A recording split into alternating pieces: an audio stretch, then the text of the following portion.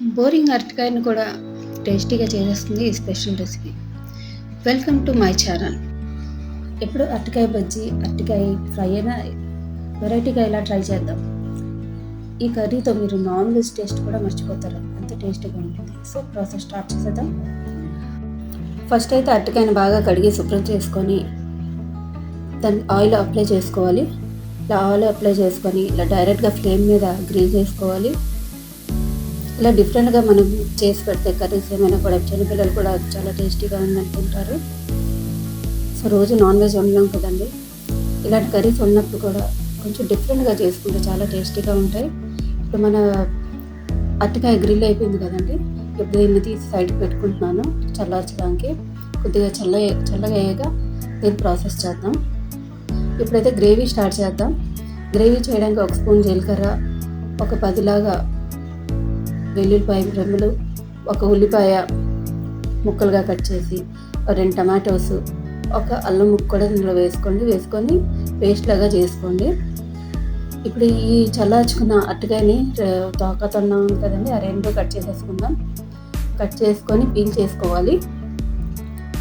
ఈ బ్లాక్ అంతా కూడా తీసేద్దాం. లోపల అయితే చక్కగా కుక్ అయిపోయిందండి. చూడండి చక్కగా కుక్ అయిపోయిందో. దీన్ని మళ్ళీ కడిగే అవసరం లేదండి, ఎందుకంటే ఇది ఆల్రెడీ మనం కడిగేసి మనం రోస్ట్ చేసాం. చూడండి దీన్ని ఇప్పుడు చిన్న ముక్కలుగా కట్ చేసుకొని సైడ్కి పెట్టుకుందాం. ఇలా చిన్న ముక్కలుగా కట్, మీకు కావాలనుకుంటే తురిమి కూడా పెట్టుకోవచ్చు. నేనైతే చిన్న ముక్కలుగా కట్ చేసుకున్నాను. ఇప్పుడు ఒక ప్యాన్ పెట్టుకొని ఆయిల్ వేసుకొని తాలింపు వేసుకుందాం.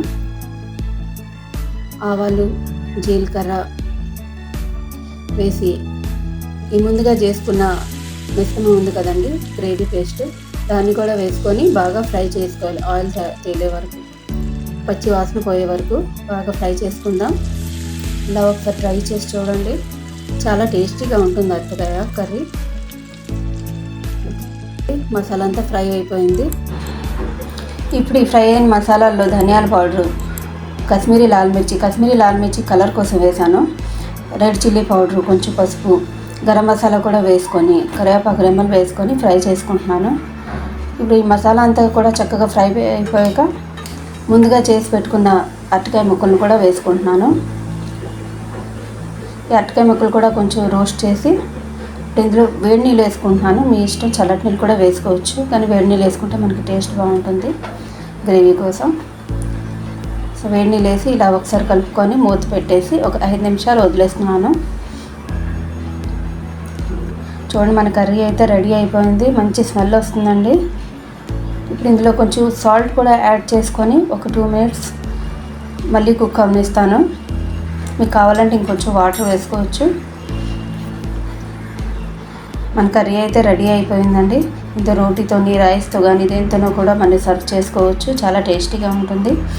నా వీడియో కనుక మీకు నచ్చినట్లయితే తప్పకుండా నా ఛానల్ని సబ్స్క్రైబ్ చేయండి, నా వీడియోస్ని లైక్ చేయండి, మీ ఫ్రెండ్స్ అండ్ ఫ్యామిలీస్తో షేర్ కూడా చేయండి. Thank you.